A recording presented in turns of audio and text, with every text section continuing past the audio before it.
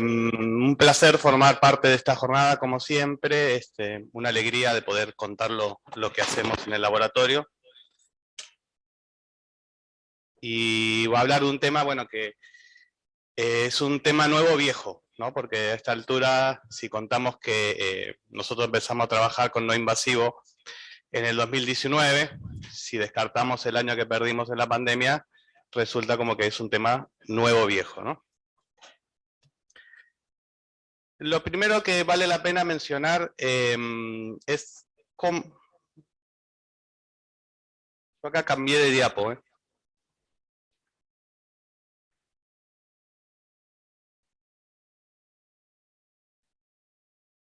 A ver.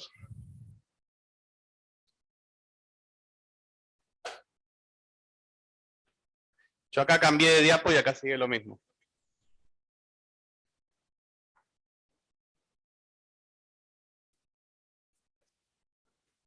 Bueno, les voy contando mientras se arregla eso. Lo interesante de todo esto es, en principio, ver cómo hemos ido... Ahí vamos.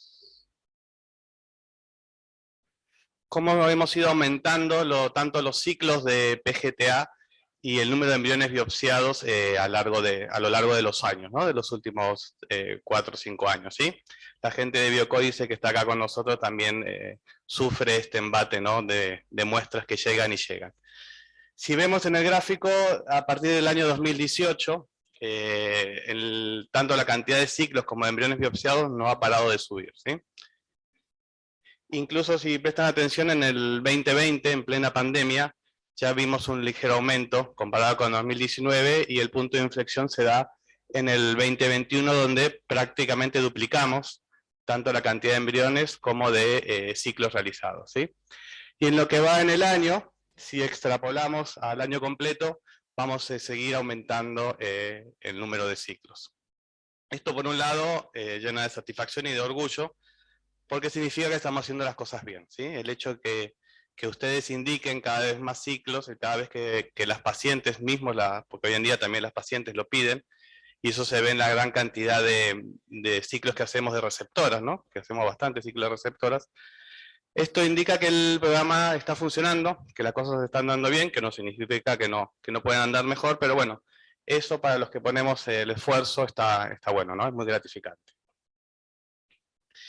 Si bien ha habido detractores y sigue habiendo detractores de si el PGTA sirve, ¿sí? Acuérdense que esta es una mesa de selección embrionaria.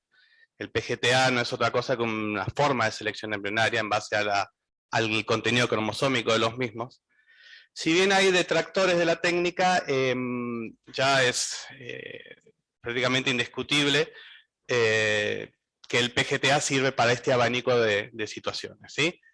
Aumenta la tasa de implantación, reduce la tasa de aborto, reduce el porcentaje de embarazos múltiples, porque uno se valentona más en transferir un único embrión, reduce el tiempo para lograr la gestación, es un método de selección embrionaria. Si yo fuera transfiriendo todos los embriones de la paciente, algún tarde o temprano lo transferiría, pero acá lo transfiero primero y logro reducir el tiempo que tarda el embarazo, y lo cual mejora la relación costo-efectividad, ¿no? Porque la paciente se embaraza antes y no tiene que someterse a tantos ciclos de transferencia, ¿sí? Pero hacer un método de selección, la realidad es que tampoco no hay un efecto en la tasa de nacido vivo por ciclo iniciado, porque, como les decía, tarde o temprano ese embrión le vamos a transferir, ¿no? Durante los años, el PGTA, la técnica de biopsia en general, ha ido evolucionando. Allá cuando yo empecé en Procrearte, en el 2005, Ari realizaba biopsias de embriones de día 3, fijábamos las blastómeras, mandábamos para analizar por FISH. En el mejor de los casos, nosotros, en nuestro caso, podíamos analizar hasta 8 cromosomas en forma simultánea. Hay grupos que lograron hasta 12. Pero esta metodología era bastante frustrante, porque uno realizaba la biopsia y la fijación a veces era complicada, se perdían las blastómeras, había autofluorescencia, y el diagnóstico por FISH venía vacío, ¿no? Sin un resultado. Y esto hizo que, en principio, muchos cuestionaran la utilidad del PGTA, porque uno hacía el ciclo, la paciente no se embarazaba, pero porque en realidad no tenía un diagnóstico confiable, ¿no? Gracias a Dios y a la gente tanto del laboratorio de embriología como a la gente que trabaja en biología molecular, como decía Arturo, la tecnología fue avanzando y nos sumamos también a eso. En el laboratorio se optimizaron los cultivos de blastocistos, se optimizó el protocolo de vitrificación. En el laboratorio de biología molecular aparece la CGH como técnica de diagnóstico, que nos permite, por un lado, seleccionar previamente los embriones que íbamos a analizar, porque analizamos los embriones que realmente son evolutivos y que tienen chance de generar un embarazo, y por otro lado, mediante CGH, llegamos a analizar los 24 cromosomas, ¿no? Entonces ya teníamos un panorama total de la genómica del embrión. Pero la cosa no se quedó ahí, aparece el NGS para complicar aún más las cosas, y nos permite entonces evaluar también el mosaicismo, ¿sí? Dado la mayor sensibilidad de la técnica frente a la CGH para detectar este tipo de anomalías. Y ahí estuvimos en un problema, porque también tuvimos que aprender qué hacer con los mosaicos, ¿no? O sea, y eso es una cuestión que, si bien mucho se aprendió, se mejoraron las técnicas de evaluación de los mosaicos, es una cosa que todavía estamos pendientes. A pesar de esta evolución, sigue habiendo gente que marca defectos en la técnica, que desde ya que no es perfecta, ¿sí? Una biopsia mal hecha seguramente vaya en detrimento del potencial de ese embrión, de la capacidad de ese embrión de implantarse. En los últimos años han habido trabajos incluso que han relacionado el efecto de la biopsia con la salud del embarazo, ¿no? Con riesgos durante la gestación, ya sea de aumento de riesgo de preeclampsia, de diabetes gestacional, placenta previa, ¿sí? No son muchos los trabajos, pero aparecieron. Y es interesante también el último trabajo que, si quieren, Gaba lo leyó, así que se los cuenta. Mediante un análisis matemático muy complicado, llega a la conclusión de que para que una biopsia sea representativa de todo el trofoectodermo, no del embrión completo, solo del trofoectodermo, uno tendría que tomar 27 células, lo que prácticamente es pegarle un tiro al embrión, ¿no? O sea, no tiene sentido hacer. Hoy en día lo que se aconseja, que es lo que tratamos de hacer nosotros, es biopsiar entre 5 y 10 células, ¿sí? No más de 10, en lo posible no menos de 5 por el tema del mosaicismo, ¿sí? Pero bueno, todo esto hace pensar que tal vez haya que buscar una alternativa, si bien la biopsia de trofoectodermo sigue siendo la técnica gold standard, la aconsejada por todas las sociedades, el ESHRE, ASRM, la Sociedad Internacional de PGD. Ellos claramente dicen que es la técnica a elegir, hoy en día por lo menos. Todo esto sigue evolucionando, ¿sí? La idea de desarrollar métodos menos invasivos de diagnóstico, no solo desde el punto de vista genético, está en la mente de todos los que trabajamos en reproducción, ¿no? Entonces, este panorama seguramente va a ir creciendo durante los años, y tal vez esto que les voy a comentar ahora sea el paso que sigue, tal vez, no lo sabemos todavía. Hace un par de años salió este trabajo publicado que lo que hizo fue caracterizar algo que ya se sabía, ¿sí? Que en el medio de cultivo de embriones generados in vitro hay moléculas de ADN libres de células, ¿sí? En pequeñas cantidades, pero las hay. En este trabajo se demostró que la cantidad de este ADN era mayor en los embriones de día sexto, o sea, más expandidos, que en aquellos de día quinto, lo cual obviamente permite pensar que es algo que produce el embrión, ¿sí? Y cuanto más células tiene ese embrión, más lo produce. La cantidad de ese ADN no se encuentra relacionado ni con la edad de la paciente, ni con el sexo del embrión, ni con el estado cromosómico del mismo. La misma cantidad se produce en promedio, ¿no?, entre embriones euploides o aneuploides. Y ese ADN está presente en fragmentos que pueden variar entre 100 o 1000 pares de bases, con un promedio de 400 pares de bases. Cosas que quedan a determinar de este ADN, el origen. Y esto es un punto clave, ¿sí? Uno, o a mí personalmente, me cuesta adoptar este ADN como representativo de todo el embrión sin saber de dónde viene, ¿sí? Sin saber cuál es su origen. Lo que sí, al principio se pensaba que era de células aneuploides, pero si esto fuera realmente así, uno esperaría que los embriones, perdón, de células apoptóticas. Si esto fuera así, uno pensaría que los embriones aneuploides, que suelen hacer más apoptosis por los mecanismos de rescate, producirían más ADN al medio.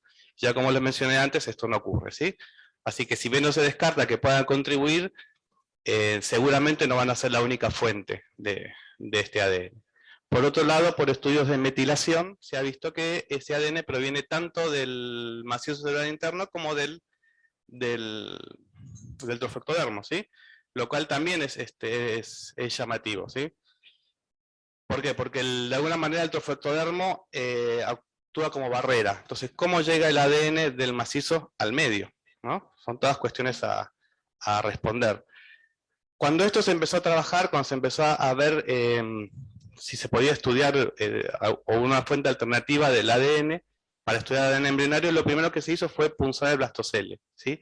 Con una hoja de ICSI, pinchar el blastocele, tomar ese líquido, el blastocele es el líquido que está dentro perdón, el líquido del blastocele. Y cuando se estudió eso y se lo quiso sumar al medio de cultivo, esa suma lo que hacía era ensuciar el terreno, ¿sí? Los resultados eran mucho más confusos, mucho más caóticos. Lo cual sí hace pensar que el blastocele sí tenga una mayor cantidad de ADN proveniente de células apoptóticas, pero que está por fuera no, ¿sí? Entonces son como dos compartimentos aislados y ese ADN evidentemente tiene otro origen. Y lo otro que me surgió mientras hacía esta charla es preguntarme si es un mecanismo, porque intuitivamente uno piensa que es algo que libera el embrión para afuera, ¿no? Pero ¿y si tiene alguna función? ¿Sí? ¿Tendrá alguna función? ¿Por qué lo libera? ¿Sí? Y esto es algo, una especulación totalmente mía. Sabemos que el ADN es inmunogénico, ¿no? Lo sabemos del lupus, ¿no? Que se producen anticuerpos anti-ADN. ¿No será un mecanismo de comunicación entre el embrión y el endometrio? Que le indica de alguna manera que le permite modular la respuesta inmune que favorezca la implantación. ¿Sí? Se los dejo para que lo piensen, cualquier cosa, si tiene una idea me dice. Para que lo publique yo. Bueno, más allá de todo esto, ni bien se caracterizó o se descubrió la presencia de este ADN, lo primero que se pensó es en utilizarlo como una fuente alternativa de ADN embrionario para el estudio de los estudios genéticos, ¿sí? De esta manera, desarrollar un método no invasivo que no perturbe, digamos, o perturbe mínimamente el desarrollo del embrión. Nosotros por allá, por el año 2019, por una iniciativa de Ariel, que entra en contacto con una gente que nos facilitaba, porque el estudio molecular de esta pequeña cantidad de ADN es diferente a lo que se venía haciendo en este momento. Ari entra en contacto con esta gente, surge la idea, lo proponemos a la gente de Biocódices, que enseguida se sumó a la propuesta, muy entusiasmados. Iniciamos un protocolo de validación, ¿sí? Protocolo en el cual, por un lado, usábamos embriones aneuploides que ya habían sido diagnosticados por biopsia trofectodermo, los descongelábamos, los cultivábamos 24 horas, tomábamos ese medio de cultivo, ya teníamos el resultado del trofectodermo y lo analizábamos. Y en algunos casos, esos embriones, como ya habían sido descartados por las parejas, los analizábamos enteros, ¿sí? Paralelamente, los casos de PGTA que íbamos haciendo, los cultivábamos en forma individual, y hacíamos la biopsia de trofectodermo y guardábamos el medio, ¿sí? Con todo eso hicimos una validación, que ahora les voy a comentar los resultados, pero que bueno, tuvimos la suerte de poder presentarlo en el SRM del año 2020, ¿sí? Los resultados fueron estos, ¿sí? Comparando trofectodermo con medio de cultivo, logramos tener 30 muestras, obtuvimos un 87% de concordancia, lo cual indica que cuando en el 87% de los casos el resultado de euploide o aneuploide era el mismo para el medio y para el trofectodermo, ¿sí? Una sensibilidad del 81%, especificidad del 100%, valor predictivo positivo del 100%, valor predictivo negativo del 69%. Lo que pasaba era que el medio de cultivo, todos los embriones que eran aneuploides por trofectodermo, el medio de cultivo decía que eran aneuploides, ¿sí? El problema estaba en algunos embriones que el trofectodermo decía que eran euploides y el medio decía que eran euploides, ¿sí?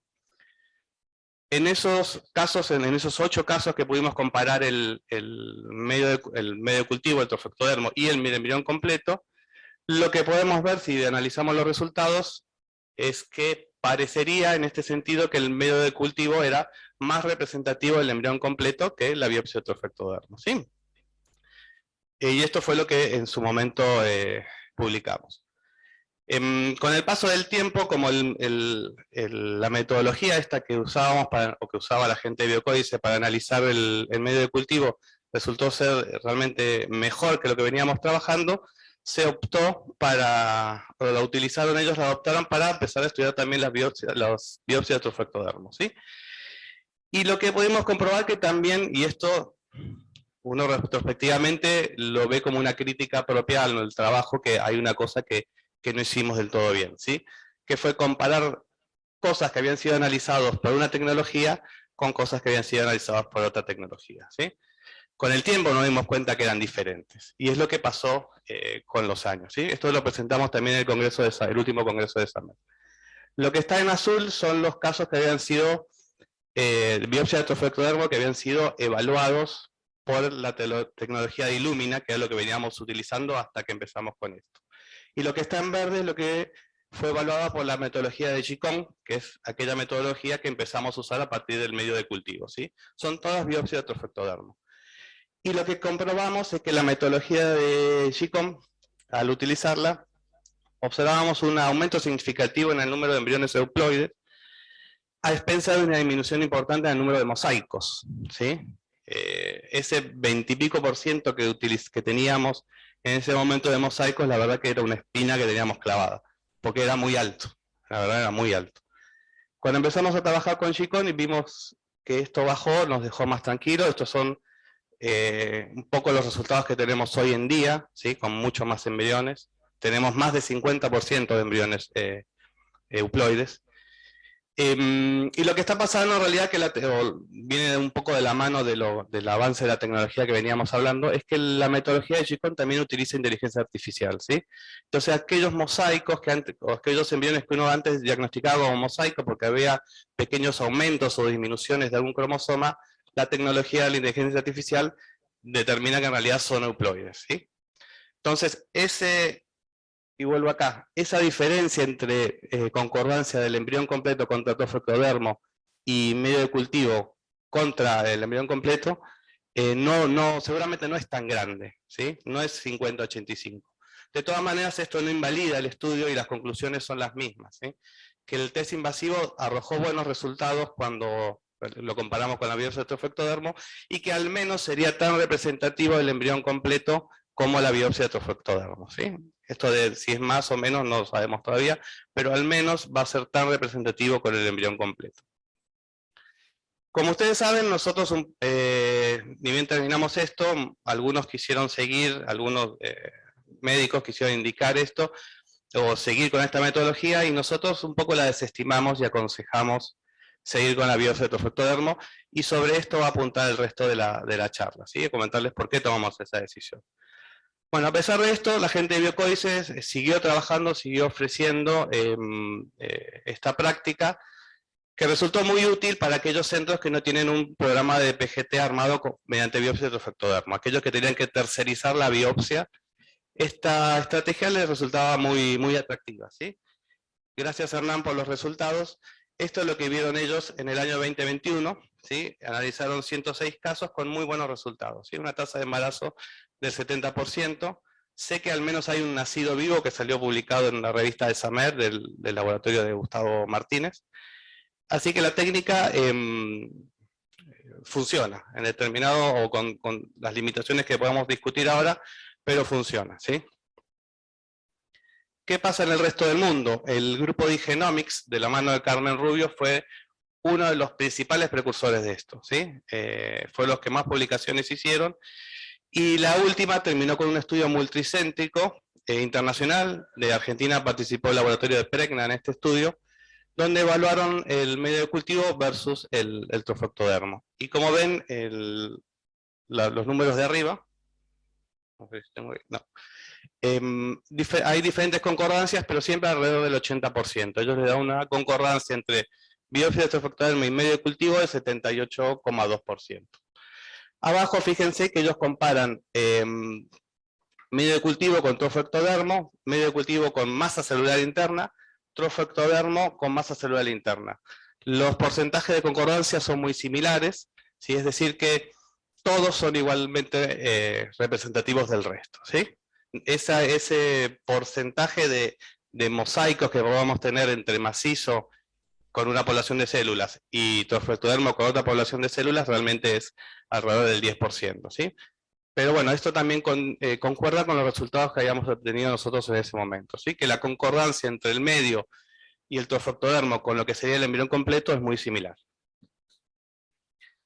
Sin embargo, la gente de Igenomics utilizó estos resultados para generar un nuevo test. Ellos lo llamaron Embrace, y lo que hace es darles una probabilidad de que el embrión sea euploide o aneuploide, ¿sí? Ustedes saben que la biopsia de trofectodermo lo que se estima es que tiene una precisión del 99 y pico % de que el embrión sea euploide o aneuploide, ¿sí? Este test lo que hace, evaluando el medio de cultivo, le da un porcentaje de que el embrión sea euploide o aneuploide. En el caso en los que el medio de cultivo les dice que es euploide, ellos consideran, en base a este 78% de concordancia que tenían, que ese embrión tiene una probabilidad del 80% de ser euploide, ¿sí? Si tiene una aneuploidía, como una trisomía, se considera que tiene un 20% de probabilidad de ser euploide, o sea que lo más probable es que sea aneuploide. Y si la anomalía es segmentaria, es muy chiquita, tiene un valor elevado de probabilidad de ser euploide, pero menor al 80%, ¿sí? Es decir, que sobre la base del estudio cromosómico del medio de cultivo, ellos establecen un ranking de cuál es el mejor embrión o el que tiene más chances de ser euploide y por ende de priorizar su transferencia, ¿sí? Pero en este caso el test invasivo no se instituye al PGTA por biopsia embrionaria. Hace poco salió un trabajo de la misma gente de Igenomics, este año es esto, y si se fijan lo que está marcado en verde, ellos dicen que el estudio de medio de cultivo no debe sustituir la biopsia de trofectodermo, ya que todavía no está, porque falta correr agua bajo el puente todavía no está en la categoría de test, ¿sí? Así que no sustituye la biopsia de trofectodermo. Otro grupo importante que siguió con esto es la misma gente que del laboratorio de Chicom, ¿sí? con sus unidades académicas. Ellos este año publicaron este trabajo donde analizaron 256 embriones y vieron también una muy buena concordancia entre el medio de cultivo y el trofectodermo, ¿sí? Lo que está en el gráfico compara la sensibilidad, especificidad y los valores predictivos del trofectodermo y del medio de cultivo versus el embrión completo, ¿sí? Comparando el embrión completo. El trofectodermo, fíjense que da valores un poco superiores al medio de cultivo, pero siguen siendo significativamente iguales, ¿no? Parecidos.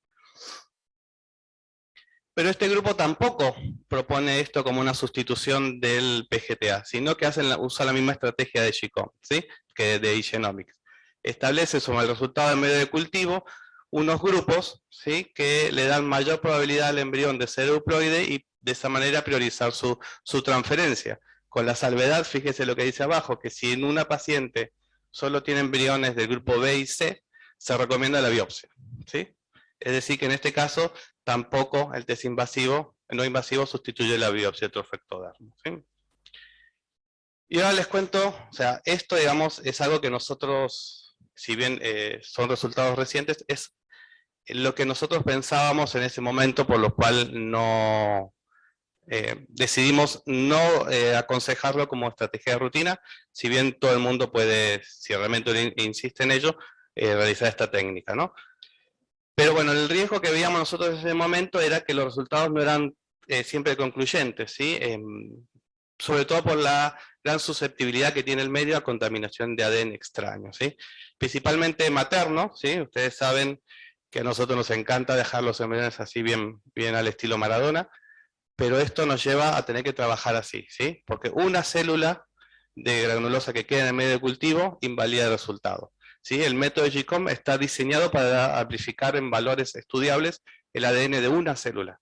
Así que si además del medio de cultivo pongo una célula granulosa, esto ya invalida, ¿sí? El ADN también del operador, ¿sí? Esto me acuerdo que con Jere lo vimos en su momento.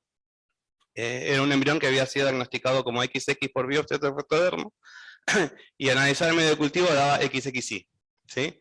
Así que ese I era o mío o de Ariel, o sea, de alguno de los dos que juntó el medio de cultivo.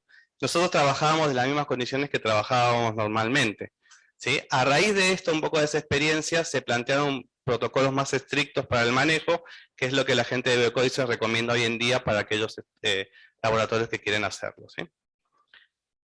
Por otro lado, como vimos, a veces es necesario llevar el embrión a día sexto, ¿sí?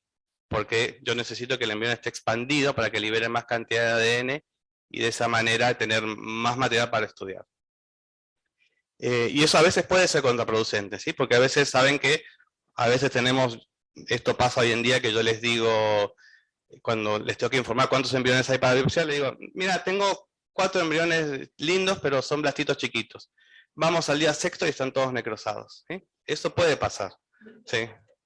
Entonces esto puede pasar y eso termina siendo un riesgo. ¿Sí? Aún es necesario, como yo le decía, tiene que pasar todavía agua bajo el puente y determinar si ese ADN es representativo realmente de todo el embrión. Y finalmente la técnica de biopsia de trofectodermo sigue siendo considerada por ahora la técnica gold standard. ¿Sí? Estos son los motivos por los cuales nosotros en ese momento, y seguimos manteniendo esa postura, aconsejamos todavía realizar el test invasivo, sobre todo porque nos va bien. ¿Sí? Porque el test invasivo, no invasivo aún no representa ninguna ventaja para nosotros. ¿Sí? El día de mañana, cuando alguien realmente demuestre, tal vez seamos nosotros, tal vez no, que esto es mejor, nosotros ya estamos listos. ¿Sí? O sea, lo hemos hecho, lo sabemos hacer, no nos va a costar nada más que organizarnos, pasar de una metodología a la otra. Y lo que apuntaba es que tal vez este test no invasivo se transforme con el tiempo en el PGTA 4.0, ¿sí? Pero hoy en día las pruebas no avalan que nosotros abandonemos la biopsia para pasar este nuevo test. Y para terminar, ya que estamos en una mesa de selección embrionaria, imaginemos que estamos haciendo también futurología, imaginemos que en un futuro podemos tomar ese medio de cultivo y hacer estudios genómicos, ¿sí? Y en paralelo de esa misma muestra también realizar un estudio metabolómico, ¿sí? Como un poco ya me spoileó el doctor Rey, estamos desarrollando también un algoritmo de inteligencia artificial, ¿sí?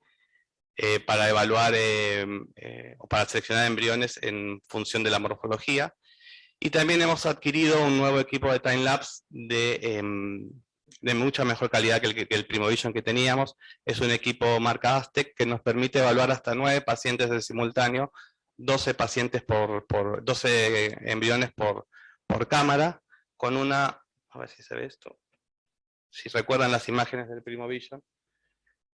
Las imágenes que da este equipo son mucho mejores, permite un diagnóstico más preciso, si bien no es automatizado, nosotros tenemos que cargarle los datos, cuenta con un algoritmo propio que también se puede modificar si uno quiere, pero lo importante es que, y un poco también haciendo referencia a lo que nombraba Gastón al comienzo de la jornada, siempre estamos tratando de estar en la cresta de la ola, ¿no? Tratar de ofrecer lo mejor que podemos. La tecnología es una parte importante de lo que hacemos, no solo nosotros, sino de lo que hacen ustedes. Y realmente estamos siempre con un pie puesto en todo lo que podemos mejorar, ¿sí?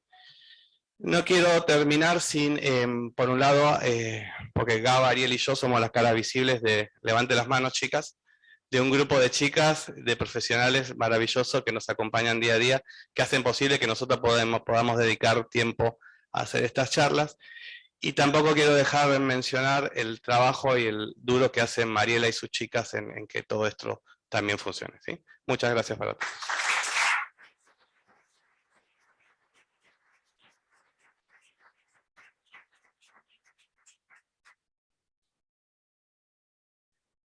Perdón, estos son los porcentajes actuales. Desde el 2000, desde que empezamos a usar el Chicom, o sea, desde el 2020, hemos analizado casi 1500 embriones y estos son los porcentajes. El mes pasado analizamos más de 100 embriones en un mes, para que sepan. Antes de venir acá fui a biopsiar un embrión también.